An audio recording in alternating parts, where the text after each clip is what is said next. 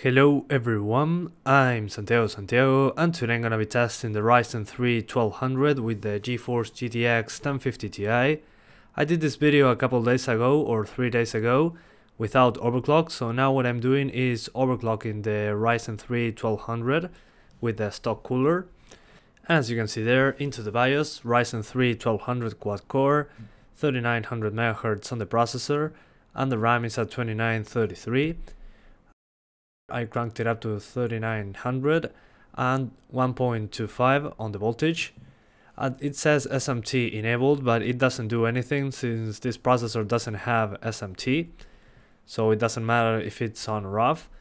Then Windows 3.89 GHz, 4 cores, 4 threads, all that stuff. And then on the memory we have 2 sticks of 4 GB of RAM at 2933, but it says 2934. And this is the PC itself. Sorry about the cable management. I tend to remove a lot of stuff all the time to the builds here. So as you can see there, the 1050 Ti, a 430 watt power supply. And well, I'm using just a stock cooler and nothing else. The PC will be just close there. And the ambient temperature is 18 degrees Celsius. So just 18 degrees Celsius here. So first we start with Battlefield 1 1080p, as you can see there. My objective in this video is to try to be at 60 frames per second at 1080p. It's pretty much a mix between medium, high and ultra on some stuff. And as you can see right now I'm on multiplayer on a 64 player match.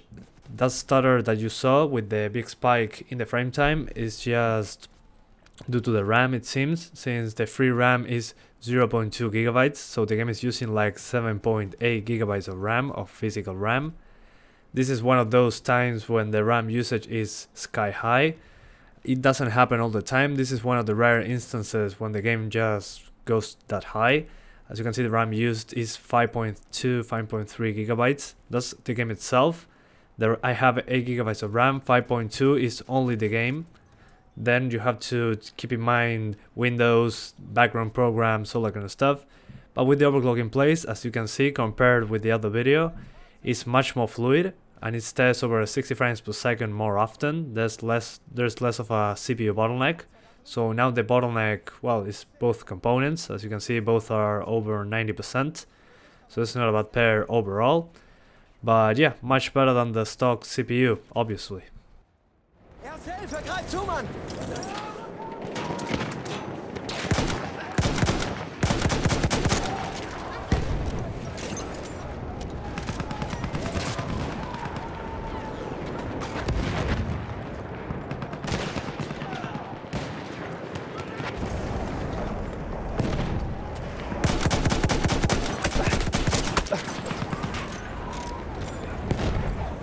Hier! Erste Hilfe für dich!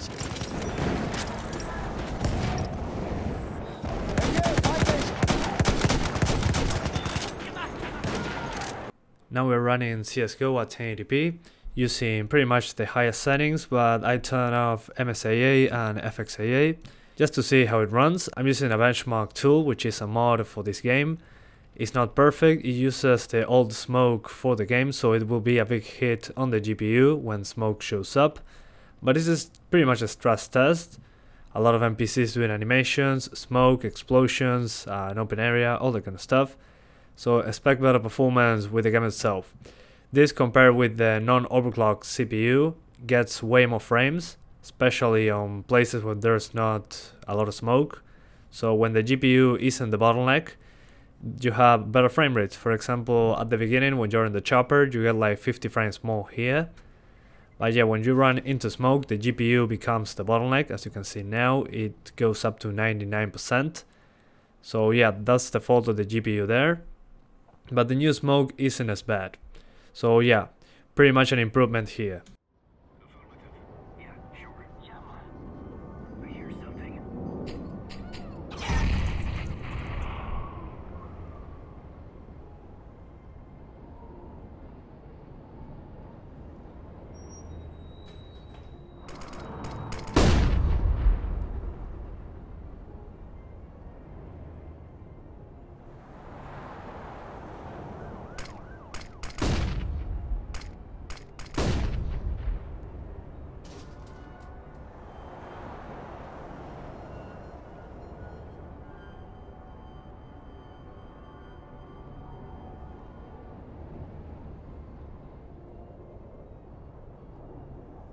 Now we got Fallout 4, as you can see, again 1080p, and I'm using the exact same settings as the previous video, a mix between ultra and high, with God rays on low, depth of field on low, ambient occlusion on SSAO, and well, pretty much the same. And on the view distance that I'm going to show you right now, I'm using 75% pretty much on the sliders and medium settings on the other two options.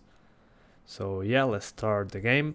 And as you can see, I'm back into Diamond City without the V-Sync, so no V-Sync. When I look far into the distance, I get 50 frames per second, pretty much.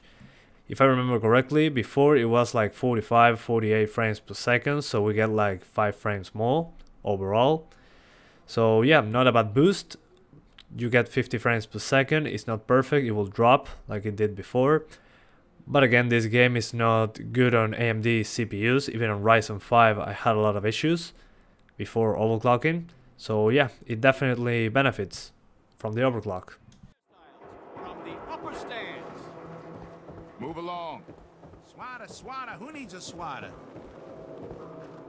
Shop in safety. No sense allowed at the surplus. Don't let the stress of life kill you. Relax Oh my with some God. cams.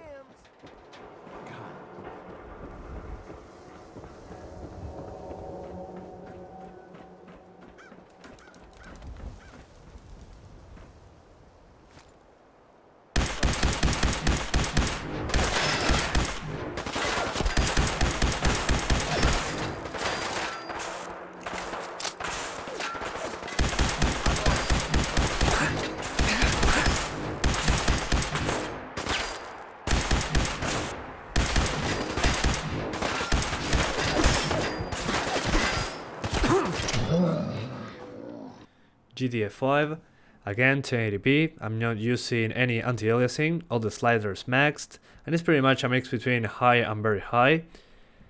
And well, and shadows are on softer. Tessellation was lowered from very high to high, and the advanced graphics are completely disabled. As you can see, everything is turned off there. And well, now we are into the game. The frame rate is much higher than the previous video. We still get some CPU bottleneck, but I mean, we're still over 60 frames per second. If you can remember, in the previous video, I just flew into the middle of the city, in between two big streets. And there I just start exploding cars, fighting with the police, all that kind of stuff, to get a good stress test on transparencies, NPCs running around, all that kind of stuff, to get a good performance hit, to see what the worst performance scenario was. Without the CPU overclock to 3.9 GHz, if you can remember, I was getting drops below 60 frames per second when exploding a lot of cars. I got a drop to 48 frames, if I remember correctly. Here the worst drop that I got was around 58 frames per second. It wasn't that bad compared with without overclock. But remember, we went from 3.1 GHz to 3.9, so it's a very big boost in the frequency. That's why it should be a big difference in games like this. And as you can see now, it's a much higher frame rate. We are pretty much over 60 without an issue. The biggest drop that I got was to 58, 56 frames per second on a big explosion. Outside of explosions, you should be totally fine. As you can see there, we dropped to 59, but nothing important. You won't really notice it without an FPS counter. So yeah, a much better experience with the CPU overclocked here.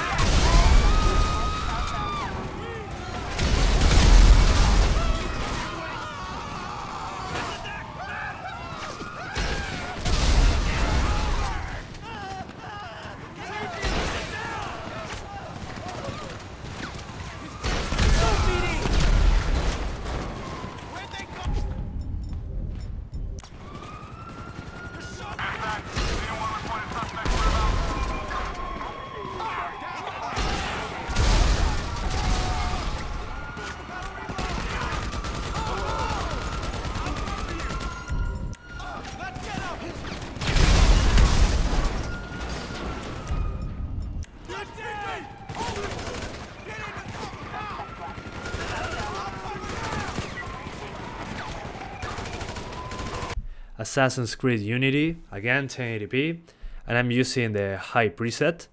So in the advanced graphics, environment on high, textures on high, shadow quality on high once again, SSAO as ambient occlusion, FXAA and bloom enabled. And as you can see now, I'm in the middle of Paris once again. I will go just into a place with a lot of NPCs, start fighting with some enemies here and there. You'll notice at the beginning of the gameplay some stutters when I start fighting people. Well, that's because the game seems to be loading something in the background. That's why the big stutter at the beginning. When I just fight with the first enemy, it happened with my i5, with the Ryzen 5 1400. Even with the i7 it can happen. It seems like the game suddenly just loads an asset and it freezes. But after that, the game just runs much better. You'll see that it drops to around 45 frames per second. It can drop a little lower than that. But you'll see that the GPU is the culprit here. It's at 99–98%. So if you want to try 60 frames per second in this game, I recommend lowering it to 900p, keeping the same settings. And you should be much closer to 60 frames per second. It won't be perfect though, but I mean, it's still a very playable experience. I don't mind playing it with this frame rate. It's still totally fine. Without the FPS counter, personally, I wouldn't really notice much of a difference unless it drops to below 40 frames per second or something like that. So yeah, overall a great experience. It seems to have a small benefit from the overclock, but that's because the GPU is the limiting factor here.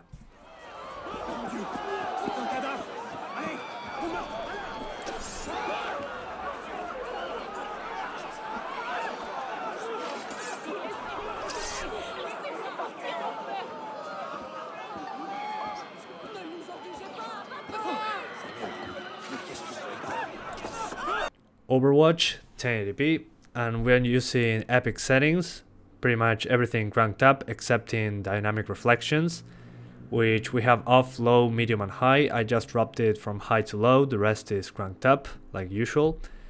And well, I lowered that since it's a big hit to the frame rate and it's not really that much of a difference visually. The reflections that this takes care of, those screen space reflections, consoles don't have the screen space reflections due to that. It's a big performance hit. But without overclocking the CPU, it was already totally playable. So this one didn't change at all, pretty much. It was already running pretty good. Let me get you patched up. Incoming! Thank you.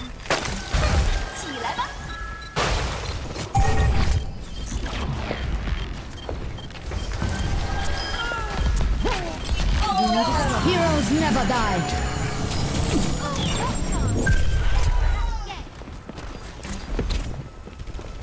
Damage amplified.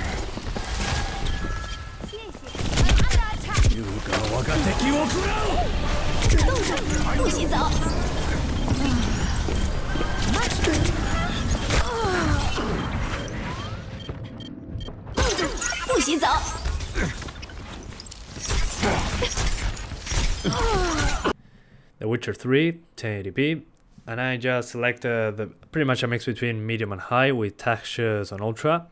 And well, this game is hard to get to 60 frames per second, and as you can see I had to also turn off ambient occlusion and some other post-processing stuff, except bloom that looks pretty good. And as you can see, I'm outside a city called Novigrad. My CPU is at around 67%, and as I get closer and closer into Novigrad, which is the biggest city in the game, the CPU usage will start to rise and rise. It will get to around 100%, pretty much. And well, that's because this city is one of the worst CPU intensive places in the game, as far as I know. You'll see that when I get near the center of the city, the frame rate will be around 50 frames per second, 45 in the worst cases. Well, that's because of the GPU in this case. As you can see, the GPU is at 99%. You might see a couple drops to 92%. Here the differences compared with the non-overclocked CPU are very small, since the GPU is the limiting factor here. As you can see, it's at 99% and the CPU is at 100% too. So there's not much of a difference, since the GPU plays also a big role in this game. I recommend playing with these settings, but on 900p if you want 60 frames per second.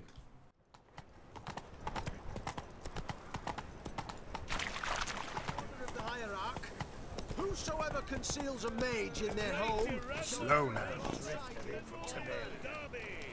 Ride, run, or crawl. Make haste. Hey, ya. Oh.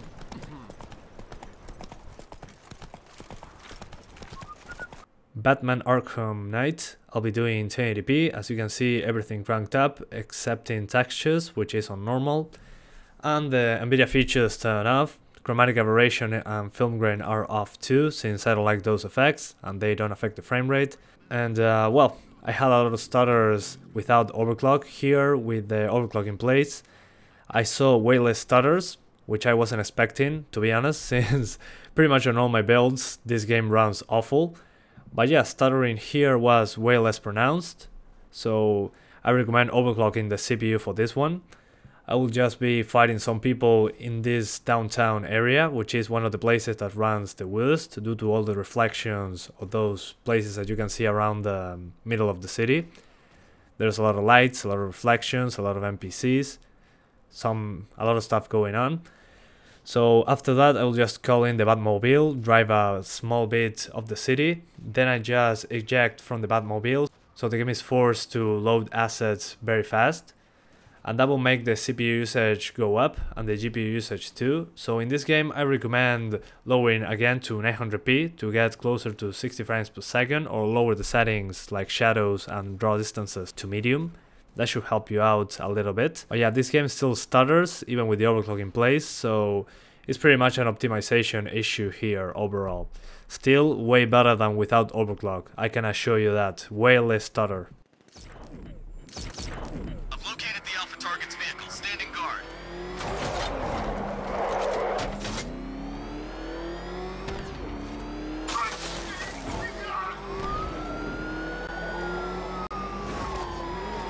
What the?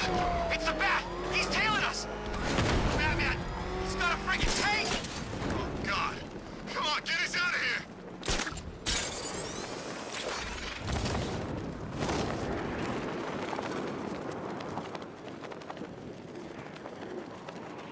Escape from Tarkov closed beta.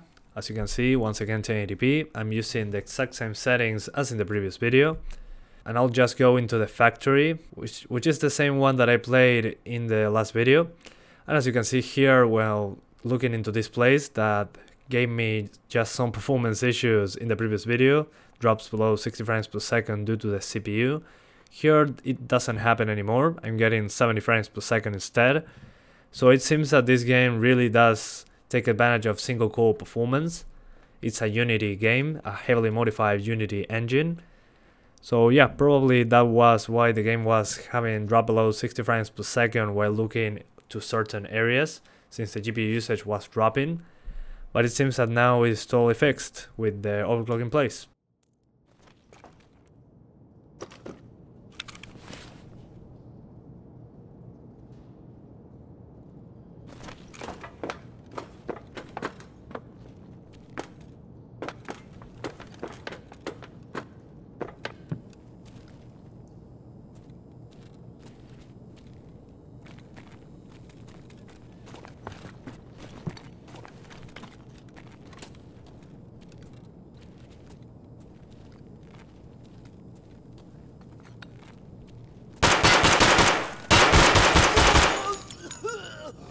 Forza, заряжай!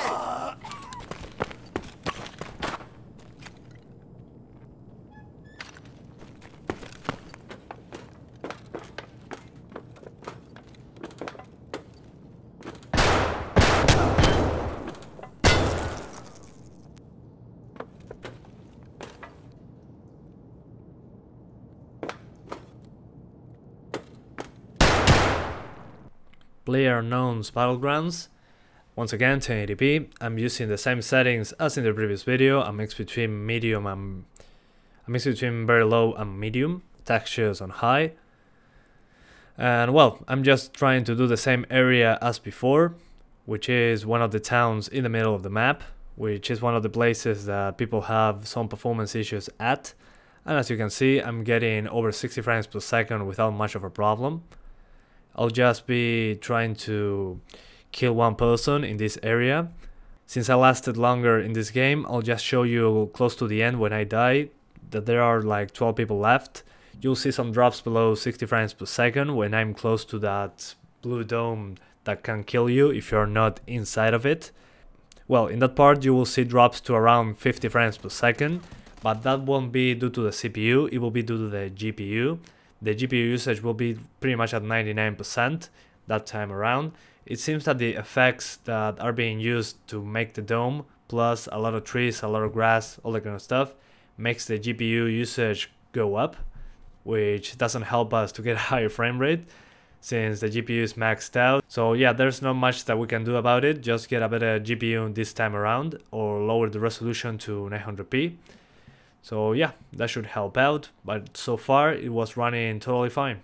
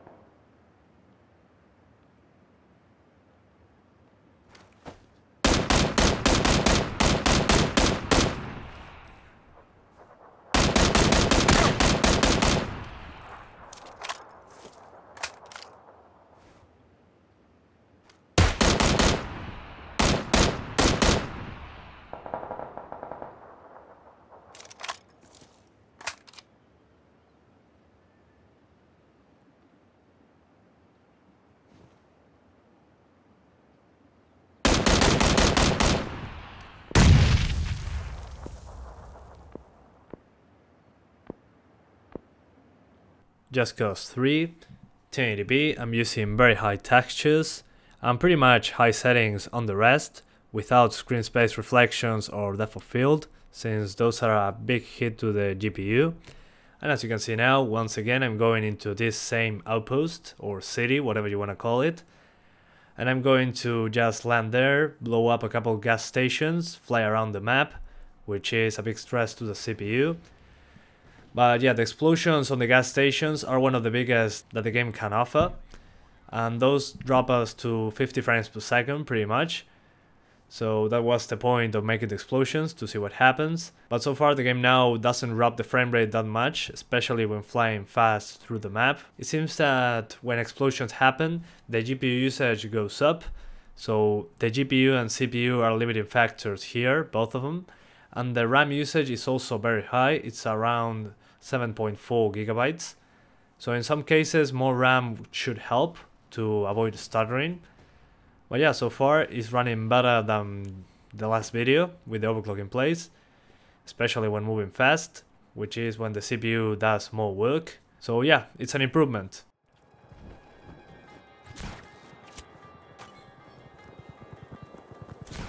All units.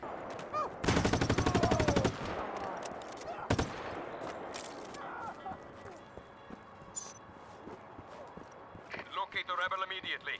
Do not let him escape.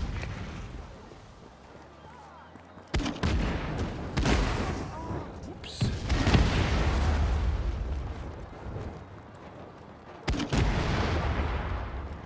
Rise of the Tomb Raider, I'm doing 1080p with DirectX 12, since that helps us with the CPU usage so far. With DirectX 11 I got a lot of stutter. And we're using pretty much medium settings with high texture quality. Tessellation and screen space reflections will be turned off. And as you can see there, I'm just in the level called Village, which was selected because it uses a lot of CPU and a lot of GPU. So this is pretty much a stress test. Not all levels run like this. The first levels, for example, just run much better than this, to be honest, like 10 to 15 frames per second. So if this level runs well, the rest of the game will be running totally fine. And as you can see now, compared to the previous video, the GPU usage stays at 99% pretty much across the whole section that I tested. In the previous video that wasn't the case, it wasn't at 99% all the time. There were times when the GPU usage just dropped. But if you want 60 frames per second in this game in particular, I will keep the settings the same, but I will lower the resolution to 900p, since this is a very GPU intensive game too. Give you in the hand with the preparations. A little hard work would go a long way towards building trust. I'll see what I can do. Doom 2016, I'll be doing 1080p. Once again, I'm using TSS AA with Vulkan. I'm pretty much a mix between medium, high and ultra. It depends on what option I selected. Some of the most GPU bound options, I lowered them in order to get 60 frames per second. And as you can see here, it's pretty much at 60 with some drops to the low 50s, especially in this area, but there are a lot of particles, a lot of reflections on the pools of blood, all that kind of stuff, and many enemies on screen. But other than that, not really much of a problem. It runs pretty much the same as before. The CPU didn't have much of a difference here since this is GPU bound. The game is being limited by the GPU. As you can see in the graph at the right, where it says GPU, you get like some red lines. That means that the GPU is the limiting factor in this case in particular.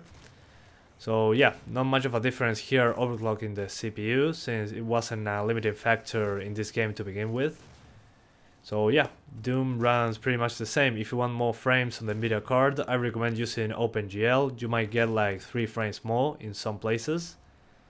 But yeah, just test it out and see which one works the best for you.